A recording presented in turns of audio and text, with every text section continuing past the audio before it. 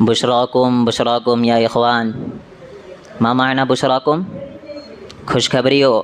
آتاکم رمضان، کون سا مہینہ آیا ہے؟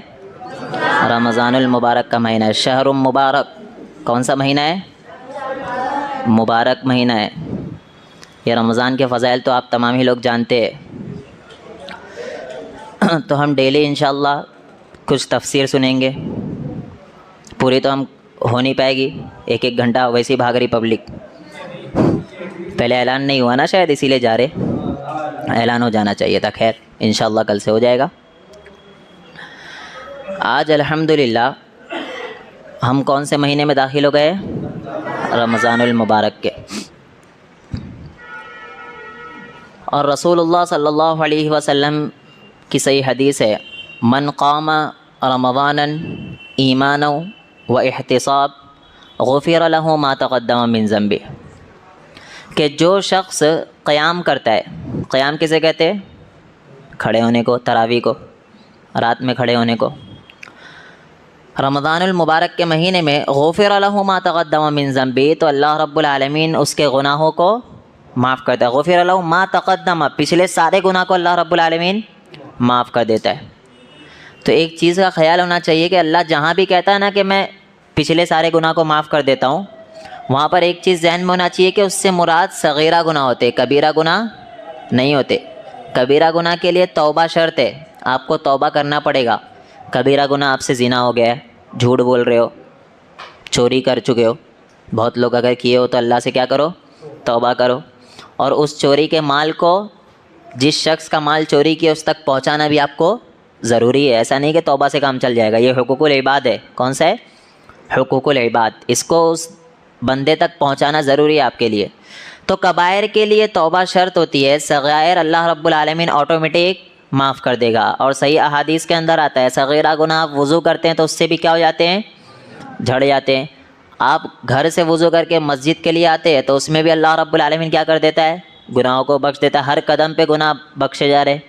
اور رسول اللہ صلی اللہ علیہ وسلم کا نام جہاں بھی آئے آپ کہتے ہیں صلی اللہ علیہ وسلم، درود پڑھتے ہیں اللہم صلی علی محمد وعلی آل محمد کما صلیت علی ابراہیم وعلی آل ابراہیم انک حمید مجید، اللہم بارک علی محمد وعلی آل محمد کما بارکت علی ابراہیم وعلی آل ابراہیم انک حمید مجید.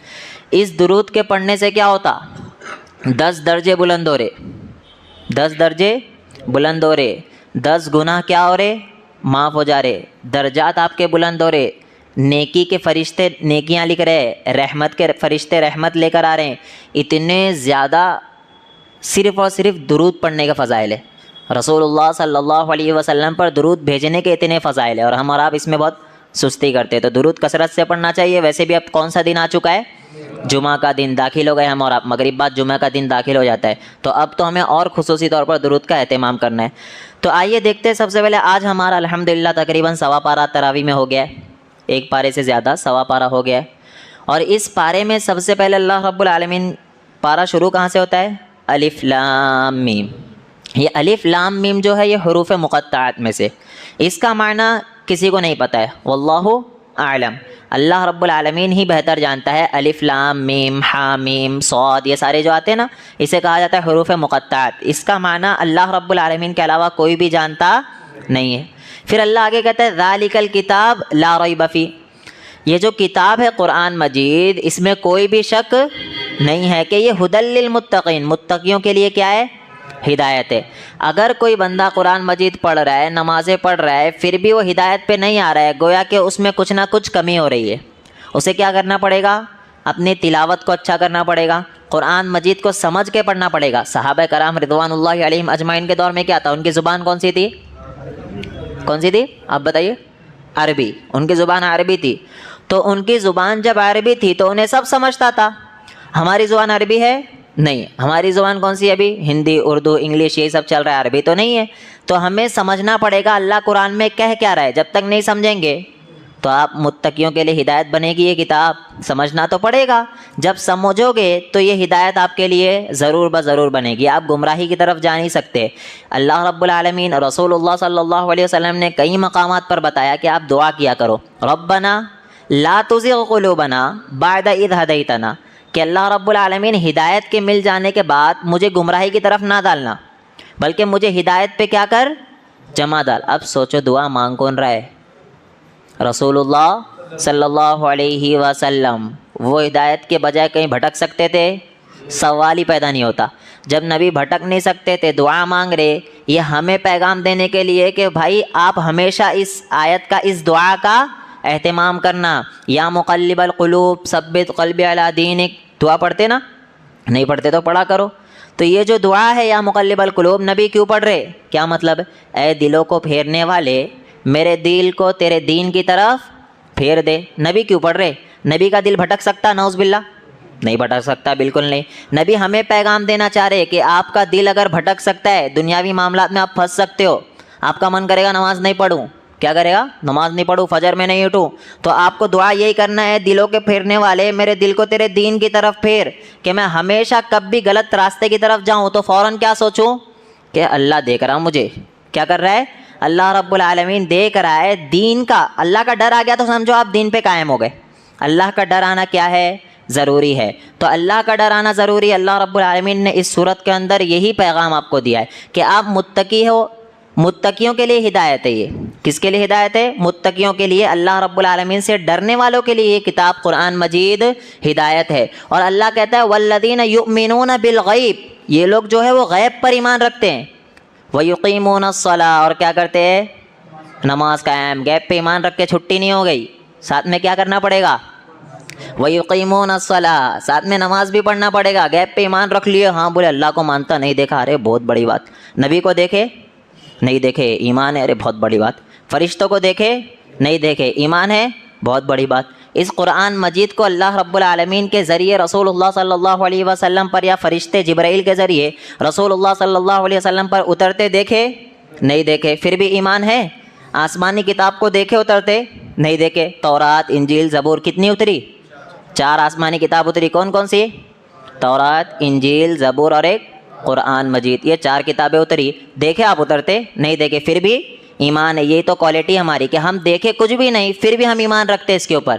یہ کیا ہے؟ ہماری کوالٹی۔ لیکن یہی کوالٹی کے ذریعے کامیاب نہیں ہوگے، ساتھ میں وَيُقِيمُونَ الصَّلَاةَ، نماز پڑھنا پڑے گا۔ وَمِمَّا رَزَقْنَاهُمْ يُنْفِقُونَ، اور اللہ نے جو مال دیا ہے اس کو اللہ کی راہ میں خرچ کرنا پڑے گا۔ بخیلی کی طرح گن گن کے رکھنا نہیں ہے۔ وہ پڑھے نہیں تھے کیا؟ وَيْلٌ لِّكُلِّ ہُمَزَةٍ لُّمَزَةٍ الَّذِي جمع مالا وعددا، ویل ہے اس شخص کے لیے کون سے جو مال کو گن گن کے رکھ رہا، اللہ کی راہ میں خرچ نہیں کر رہا۔ اچھا مال گننا تو برا نہیں، بندہ گنے گا تبھی تو حساب کتاب ہوگا نا، مال گننا تو برا نہیں ہے، تو کیوں کہہ رہا اللہ ویل ہے اس کے لیے؟ ایسے شخص کے لیے جو مال اللہ کی راہ میں خرچ نہیں کرتا ہے، بس گن گن کے کیا کر رہا ہے؟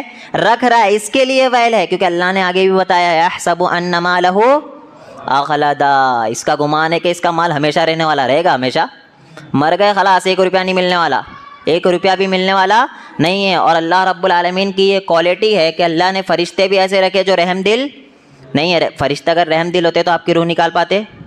فرشتے رحم دل ہوتے تو آپ کو تکلیف دے پاتے؟ نہیں، فرشتوں کے اندر رحم کا مادہ نہیں۔ اللہ نے جو کہا خلاص کرنا ہے، اس سے آگے اپن نہیں بڑھ سکتے، یہ فرشتوں کا معاملہ ہے۔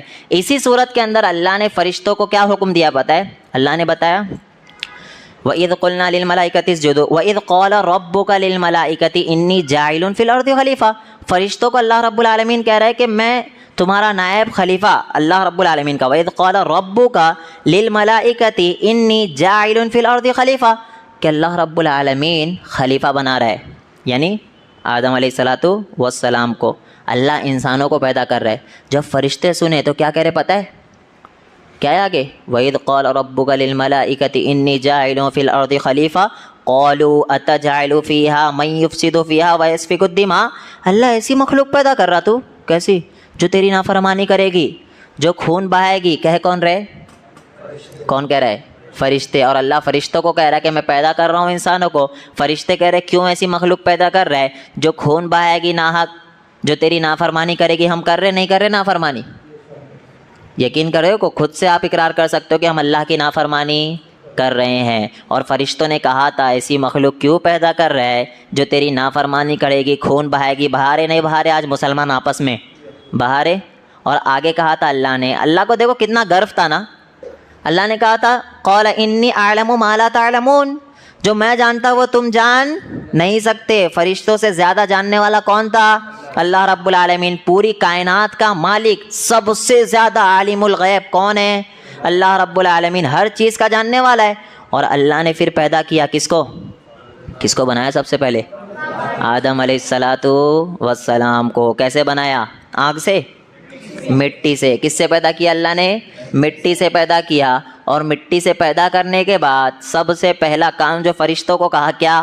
وَإِذْ قُلْنَا لِلْمَلَائِكَةِ اسْجُدُوا لِآدَمَ فَسَجَدُوا إِلَّا إِبْلِيسَ. اللہ نے کہا کہ اب تم کو کیا کرنا ہے؟ یہ آدم علیہ السلام کو سجدہ کرنا ہے. اب وہاں پہ ابلیس بھی موجود تھا. کون تھا؟ ابلیس. اور یہ جنوں میں سے تھا, یہ فرشتہ نہیں تھا. یہ بہت لوگوں میں غلط فہمیاں پھیلی ہوئی کہ یہ جو ابلیس تھا یہ شیطان تھا, یہ کیا تھا؟ فرشتہ تھا. فرشتہ نہیں تھا. قرآن خود بتایا کان من الجن, وہ کس میں سے تھا؟ جنوں میں سے تھا. وہ وہاں موجود تھا. اللہ نے کہا فرشتوں کو کہ سجدہ کرو. جن بھی وہاں موجود تھا تو حکم اس کے لیے بھی آ گیا. اب وہ سجدہ کرنے سے انکار کر دیا. کیوں؟ وہ بھی بتا دیا کیوں انکار کیا تھا. خلقتنی من نار وخلقتہ من طین. اللہ نے کہا, وہ کہہ رہا ہے ابلیس کہ میں تو کس سے پیدا ہوا ہوں؟ آگ سے. اور یہ جو ہے یہ آدم کس سے پیدا ہوئے؟ مٹی سے. تو یہ مٹی سے پیدا ہوا بندہ, اس کو سجدہ کروں میں؟ نا, یہ میرے سے ہو ہی نہیں سکتا. تکبر. کیا؟ تکبر. اور فرشتے کس سے پیدا ہوئے؟ نور سے. اسی سے پتہ چل گیا جو سجدہ نہیں کیا تھا وہ فرشتہ نہیں تھا. جو سجدہ نہیں کیا وہ کون تھا؟ شیطان تھا, ابلیس تھا, جنوں میں سے تھا وہ اس وقت. تو اللہ رب العالمین کو وہ کہہ رہا ہے کہ یہ میں مٹی سے پیدا کیا تو نے اسے, میں تو آنکھ سے پیدا ہوا, تو میں کیوں سجدہ کروں؟ اس نے انکار کر دیا.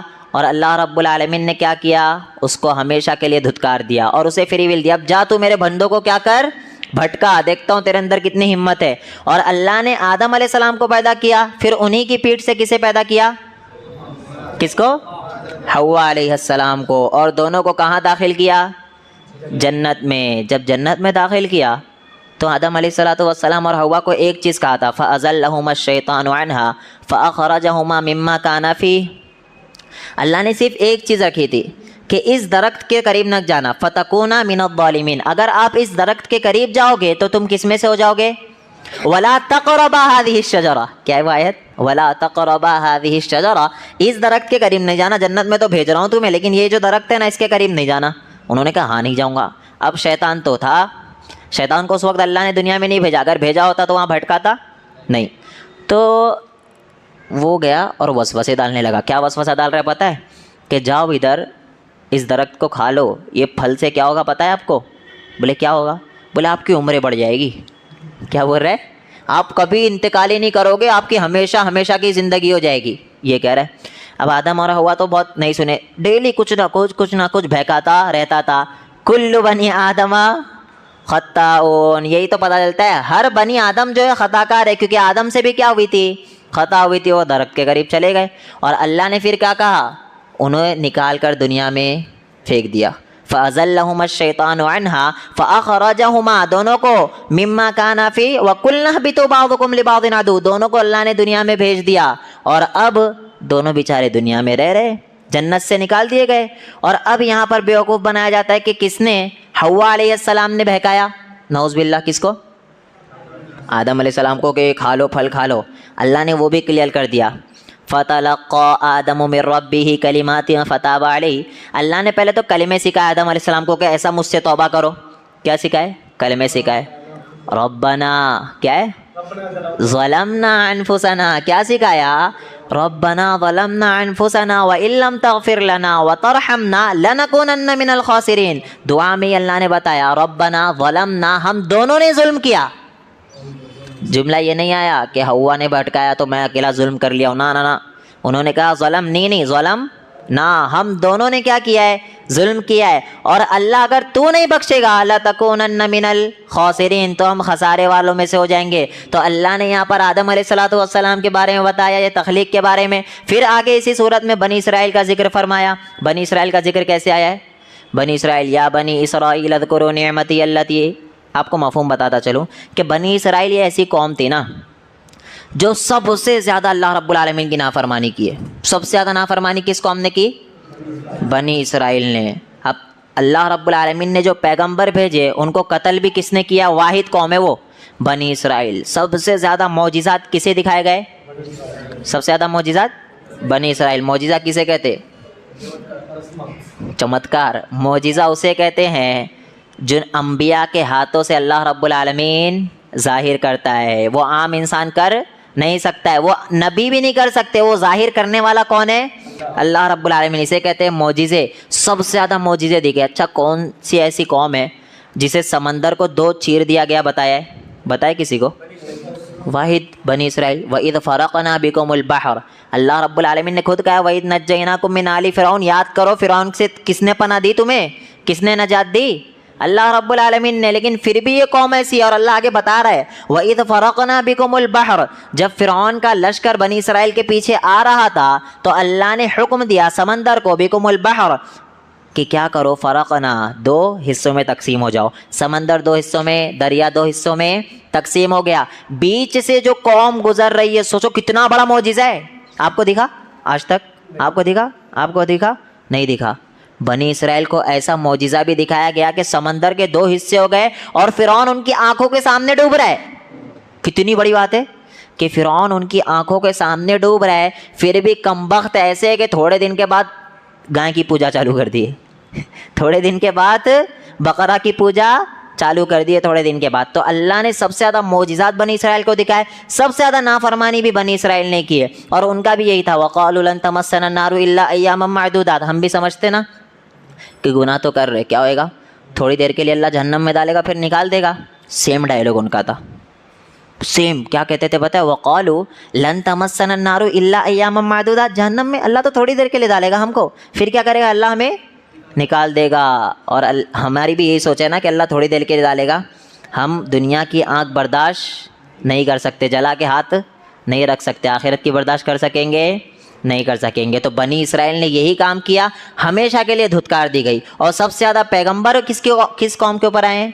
بنی اسرائیل۔ سب سے زیادہ پیغمبر آئے، سب سے زیادہ نافرمانی بھی انہوں نے کیا، سب سے زیادہ معجزات بھی انہیں ہی دکھائے گئے۔ ہم واحد ایسی امت ہے، ہماری فضیلت اسی لیے ہے ہم کچھ بھی نہیں دیکھے پھر بھی ایمان رکھتے، کچھ بھی نہیں دیکھے، دیکھے کچھ نبی کو دیکھے نہیں دیکھے، وہ کمبخت نبی کو دیکھ کے بھی انکار کر رہے تھے، نعوذ باللہ۔ ایسی قوم تھی، ہم نے نہیں دیکھا ہے، ہم پھر بھی ایمان رکھتے کہ نبی ہے، اللہ نے کہہ دیا تو اب ہے، نبی کوئی تھے، اور وہ نبی کے کیسا حلیہ تھا، وہ ساری چیزوں کو احادیث میں اللہ رب العالمین نے بذریعہ انسانوں کے بتایا، نقل کیا انسانوں نے۔ سب سے پہلی کتاب روئے زمین پہ کون سی ہے حدیث کی؟ پتہ ہے کسی کو؟ کون سی ہے؟ موطا امام مالک۔ روئے زمین پر سب سے پہلی حدیث کی کتاب کون سی ہے؟ موطا امام مالک۔ لکھا کس نے؟ اسی میں آ رہا ہے امام مالک۔ کس نے لکھا ہے؟ امام مالک رحمہ اللہ۔ کہ کون سے امام ہے وہ؟ پہلے، دوسرے، چوتھے؟ دوسرے امام ہے، دوسرے امام۔ پہلے امام امام ابو حنیفہ رحمہ اللہ، دوسرے امام امام مالک۔ امام ابو حنیفہ رحمہ اللہ کی کوئی حدیث کی کتاب نہیں ہے، خود کی لکھی ہوئی کوئی کتاب نہیں ہے۔ امام مالک نے سب سے پہلے احادیث کو جمع کیا، سب سے زیادہ احادیث اپنی کتابوں میں لائے، جمع کیے۔ اور معذرت کے ساتھ جب بات نکلی تو بتاتا چلوں کہ جو 20 رکعت والے بھائی ہیں نا اپنے تراویح والے، 20 رکعت والے بھائی نہیں آپ کے 20 پڑھتے، اور وہ بتائیں مجھے کہ شیخ 6 دن والی تراویح چل رہی ہے، 8 دن والی تراویح چل رہی ہے، 10 دن، یہ مذاق ہے؟ نہیں ہے؟ تراویح فرض ہے آپ کے اوپر؟ آپ کے اوپر فرض ہے؟ نہیں، یہ سنت ہے، رسول اللہ صلی اللہ علیہ وسلم نے کیا اس لیے سنت ہو گئی، تھی نفل عبادت، نبی نے کیا، کیا ہو گئی؟ سنت ہو گئی۔ آپ کو کرنا ہے، ثواب کمانا ہے، گناہ معاف کرانا ہے تو پڑھو، نہیں کرانا ہے تو کیوں خواہ کا آپ مذاق اڑا رہے ہو نماز کی؟ یہ 6 دن والی نماز آئی کہاں سے؟ یہ 8 دن والی نماز آئی کہاں سے؟ اچھا قرآن ختم کرنا یہ آپ کے اوپر کسی نے واجب کیا ہے؟ واجب کیا ہے؟ نہیں۔ ہمارے ذہن میں یہ آیا نا کہ تراویح میں قرآن ختم ہونا ہی ضروری ہے، میں اس لیے کہہ رہا ہوں نا، وہ 6 دن والے کس مقصد سے آتے قرآن؟ ارے قرآن ختم کرنے ہی آتے نا، قرآن ختم کرنے کی نیت سے آتے، کیونکہ ان کے ذہن میں ڈالا گیا کہ تراویح میں قرآن ختم کرنا ضروری، تو وہ سمجھتے قرآن ختم ہوا تراویح بھی ختم۔ کیا سمجھتے؟ قرآن ختم اور تراویح بھی ختم، 6 دن میں پڑھ لو نماز ختم ہو جائے گا۔ میرے بار قیام اللیل 6 دن ہوتی، پورا سال ہوتی، اور رمضان میں اسی کو کہہ دیتے تراویح، رمضان میں اسی کو کیا کہتے ہیں؟ تراویح۔ اور رسول اللہ صلی اللہ علیہ وسلم نے کیا صرف 6 دن پڑھا؟ پورا مہینہ پڑھے، جماعت کے ساتھ پڑھائے کتنے دن؟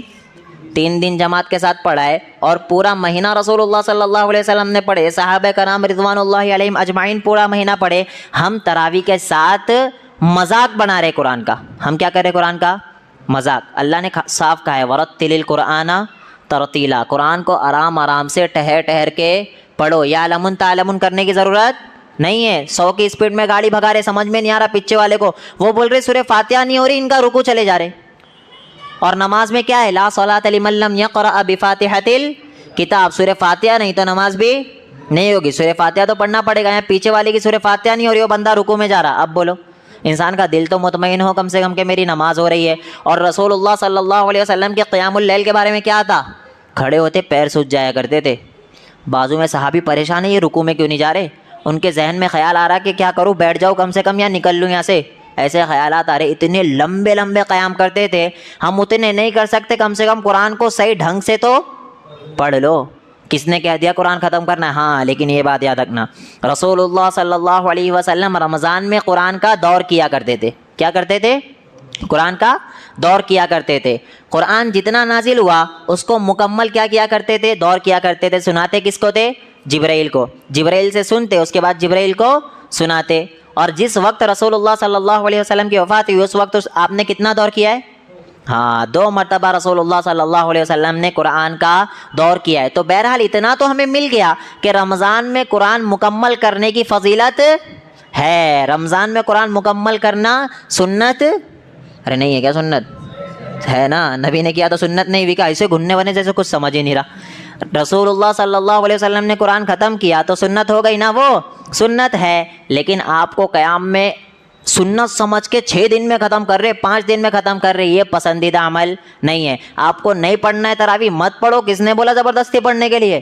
कुरान को आराम आराम से ठहर ठहर कर पढ़ना चाहिए। कुरान का मजाक मत बनाओ। और वो बोलते, मुअत्ता इमाम मालिक की बात निकली ना, बताता चलूँ कि जो बोलते हैं ना हज़रत उमर रज़ियल्लाहु अन्हु कितनी रकात तरावी का हुक्म दिए थे? अरे बोलो, 20 रकात। कौन कौन से इमाम बनाए? वो क्या बोलते पता? कि रसूलुल्लाह कि रसूलुल्लाह सल्लल्लाहु अलैहि वसल्लम ने 8 रकात तरावी, 11 रकात से ज़्यादा नहीं पढ़े। हाँ मानते, हज़रत आयशा की रिवायत को हम मानते। चलो आगे चलो। बोले उसके बाद दौर अबू बकर का आया ना, हाँ उन्होंने भी नहीं, हाँ मानते, हाँ उतना ही पढ़े। वो हज़रत उमर रज़ियल्लाहु अन्हु का दौर आया, फिर मालूम क्या हुआ? हाँ क्या हुआ? वो बोले सब अलग अलग नमाज़ पढ़ रहे थे। तो हज़रत उमर रज़ियल्लाहु अन्हु आए, मस्जिद में गुज़रे रात को, रमज़ानुल मुबारक की रातों में, देखे कि सब अलग अलग नमाज़ पढ़ रहे हैं। तो सोचे कि क्यों ना हो सारों को एक इमाम के पीछे लगा दिया जाए, सारों को। तो अल्लाह के रसूल सल्लल्लाहु अलैहि वसल्लम ने 3 दिन सिर्फ जमात के साथ तरावी पढ़ाई है, ये बात याद रखो। और क्यों नहीं पढ़ाई थी वो रीज़न भी रसूलुल्लाह सल्लल्लाहु अलैहि वसल्लम ने बताया, कहीं नमाज फ़र्ज़ ना हो जाए। क्योंकि सहाबा कितने आ गए थे पता है? तीसरे दिन के बाद कितने आ गए थे? इतने आए थे कि मस्जिद में जगह ही नहीं थी, सब बाहर बाहर से आ रहे थे। और रसूलुल्लाह सल्लल्लाहु अलैहि वसल्लम ने जब जज्बा देखा तो कहीं ऐसा ना हो कि उम्मत पे फ़र्ज़ हो जाए, तो अल्लाह के रसूल ने जमात से नहीं पढ़ाई। तो हज़रत उमर रज़ियल्लाहु अन्हु ने सोचा कि एक इमाम के पीछे खड़ा कर दूँ। तो तमीम अद्दारी और उबई बिन काब रज़ियल्लाहु अन्हुमा, इन दोनों में से हज़रत उमर रज़ियल्लाहु अन्हु ने हुक्म दिया दोनों को कि आप क्या करो, इमामत के लिए आगे बढ़ो और नमाज़ पढ़ो। बोले यहाँ पर हज़रत उमर ने नमाज के लिए आगे बढ़ने के लिए कहा और कहा 20 रकात तरावी पढ़ो, ये अपने से बनाए। मुअत्ता इमाम मालिक के अंदर आप देखोगे जो रूए ज़मीन की सबसे पहली किताब है, इमाम मालिक रहमहुल्लाह अपनी किताब में लिखते हैं हज़रत उमर रज़ियल्लाहु अन्हु ने तमीम अद्दारी को आगे बढ़ाया और कहा कि 11 रकात तरावी पढ़ो। वो तरावी कितनी पढ़ी गई थी? क़यामुल लैल था वो, तरावी नहीं। तरावी तो बाद में फ़ुक़हा ने लाया, एक्चुअल क्या था? क़यामुल लैल। तो कितनी पढ़ी गई? 11। इजमा हुआ तरावी 20 रकात पे? बोलो, अगर इजमा होता तो इमाम मालिक की मुखालिफत कर रहे ना, तो इजमा कहाँ से हुआ? तो जब इमाम मालिक उसका इनकार कर दिए तो इजमा हुआ? नहीं हुआ। तो ये भी लोगों को बेवकूफ़ बनाया जाता है कि इजमा है, इजमा है, इजमा भी नहीं। और मैं जो कह रहा हूँ, कोई भी भाई मेरे पास आके पूछ सकता है कि कहाँ है बताओ, मैं बोलूँगा मुअत्ता इमाम मालिक किताब लेके आओ, आपको ज़रूर बताऊँगा। क्योंकि उन्हें पता है हदीसों से ही दूर रखा जाता है। क्या करते? हदीसों के करीब नहीं। बुखारी तो इनके सबसे बड़ी दुश्मन। सही बुखारी कुरान के बाद सबसे अफजल किताब है। सही बुखारी कुरान के बाद सबसे अफजल किताब है। और ये सही बुखारी से दूर रखते हैं अपनी पब्लिक को। सही बुखारी नहीं पढ़ना तो मुअत्ता इमाम मालिक कहाँ से लाएंगे? लाओ मैं बताता हूँ मुअत्ता इमाम मालिक में कि इमाम मालिक खुद नकल कर रहे हैं कि हज़रत उमर रज़ियल्लाहु अन्हु के ज़माने में जब उन्होंने तरावी की नमाज यानी क़यामुल लैल की नमाज में इमामत के लिए खड़ा किया तो कितनी रकात पढ़े लोग? 11 रकात नमाज पढ़े। तो बहरहाल झगड़ा मत करो, 11 सुन्नत है, 20 पढ़ना है, 40 पढ़ना है, जितनी यालमुन तालमुन करना है करो, हमारे क्या मसला है? نفل نمازیں آپ کتنا بھی پڑھ سکتے ہو، بس اتنا ہے کہ سنت کا لیبل نہیں لگا سکتے ہو. سنت کا لیبل 11 پہ لگے گا، اس سے آگے سنت کا لیبل نہیں لگے گا. سنت 11، اس کے زیادہ آپ کا پڑھنے کا من ہے تو پڑھ لو. ایک اور اہم چیز بتا کے بات ختم کرتے ہیں کہ رمضان المبارک میں تہجد اگر کسی کو پڑھنا ہے، سحری میں اٹھتا ہے نا تو تہجد پڑھنے کا من کرتا ہے کبھی، تو وہ بولتے کہ تراویح اور تہجد ایکچوئل میں ایک ہی نماز ہے، تو وہ مسئلے میں پھنس جاتا ہے کہ پڑھوں یا نہیں پڑھوں. بولے یہ اہل حدیث لوگوں کو پھنسا دیے. کیا پھنسا ہے؟ وہ بولے تہجد اور تراویح کی نماز ایک ہی ہے. اب بندہ سحری میں اٹھتا، اس کو پڑھنے کا من کرے گا، نہیں پڑھ سکتا تو رات میں تراویح پڑھا کر کے بیوقوف بناتے. کیا کرتے؟ بیوقوف بناتے. میں صاف کلیئر کہہ رہا ہوں، جس کو بھی تہجد کی نماز صبح اٹھ کر پڑھنا ہے، جسی کا من کرتا ہے کہ میں اس وقت پڑھوں جب اللہ رب العالمین کون سے آسمان پر ہوتا ہے؟ پہلے آسمان پر. کسی کا من کرتا ہے 8 رکعت تراویح یہاں پڑھے اور وطر چھوڑ دو، وطر چھوڑ دو، اٹھو رات میں پڑھو. کس نے روکا؟ کوئی روکا؟ یہ صرف پبلک کو بیوقوف بناتے، صرف پبلک کو بیوقوف بناتے. لیکن 8 رکعت تراویح میں پڑھنے اس لیے کہہ رہا ہوں، رسول اللہ صلی اللہ علیہ وسلم کی صحیح حدیث ہے، پڑھنے والے کو جتنا ثواب اتنا ہی ثواب سننے والے کو بھی ملتا ہے. تو یہاں پر 1.5 پارے ہو رہے، 1 پارا ہو رہا ہے، 2 پارا ہو رہا ہے، مہینے بھر میں قرآن ختم ہو جاتا ہے. آپ گھر پہ جا کے کمرے میں پڑھو گے نماز تو کتنا پڑھ لو گے؟ علم ترا سے ہی پڑھو گے زیادہ سے زیادہ اما ہی پارا پڑھو گے، اس سے زیادہ تو پڑھ نہیں سکتے. اتنا ہی ثواب ملے گا. یہاں پہ قرآن ختم کرنے کا ثواب مل رہا ہے، یعنی مکمل کرنے کا. وہ بولے ختم، یہاں پہ لفظ بہت ڈینجر ہے. یہ بات یاد رکھو کہ ادب کا تقاضا نا ماحول کے اعتبار سے چینج ہوتا ہے. ادب کا تقاضا ماحول کے اعتبار سے چینج ہوتا ہے. جیسے عرب میں دیکھو، قرآن مجید کو ایسا رکھ دو گے نا، اس کو بیعت بھی نہیں مانتے. قرآن مجید کو نیچے رکھ دو گے، بیعت بھی نہیں مانتے. پیچھے کوئی انسان پیٹ کے پیچھے لے کے بیٹھا ہے، اس کو بیعت بھی نہیں مانتے. لیکن ہمارے ہندوستان میں مانتے بیعت بھی. اور یہ رکاوٹ بن رہی ہے. کس چیز میں رکاوٹ بن رہی ہے؟ آپ کی تلاوت میں، قرآن مجید سے دوری. مسجد میں جمعہ میں ساری مسجد بھری ہوئی ہے، پیچھے والا بندہ پڑھنا چاہتا ہے، پڑھتا نہیں ہے صرف اس وجہ سے کہ اس کی پیٹ لگ رہی ہے. تو یہ کیا ہو رہا ہے؟ رکاوٹ بن رہی ہے. اگر تک ادب کا مقام آپ نے ایسا بنایا ہے جس کی وجہ سے رکاوٹ بن رہی دین پر عمل کرنے میں، تو اس ادب کو ہم نہیں لیں گے. لیکن جس ادب کا مقام ایسا ہے جس میں کوئی رکاوٹ نہیں ہے، اچھی بات ہے. اگر کوئی ختم القرآن کہتا ہے تو اگر یہ معاشرے میں پسندیدہ لفظ نہیں ہے تو مت کہے، ورنہ ایکچوئل تو ختم القرآن یوم السبت ہم تو ہمیشہ سے پڑھتے ہوئے آئے. لیکن اگر معاشرے میں پسندیدہ عمل نہیں ہے، لفظ نہیں ہے تو مت کرو. کیوں؟ کیونکہ اس سے دین میں کوئی کمی آ رہی عمل کرنے میں کوئی پرابلم آ رہی نہیں آ رہی. تو قرآن مکمل کہو، کوئی پرابلم نہیں ہے. تو قرآن مکمل کرنا یہ رسول اللہ صلی اللہ علیہ وسلم کی سنت بھی رہی ہے. رمضان المبارک کے مہینے میں ہمیں بھی مکمل کرنا چاہیے. لیکن یعلمون تعلمون والا نہیں کہ آپ 6 دن میں 10 دن میں ختم کرو. قیام اللیل پورا رمضان ہوتی ہے. کیا پورا رمضان ہوتی ہے؟ صرف 6 دن نہیں.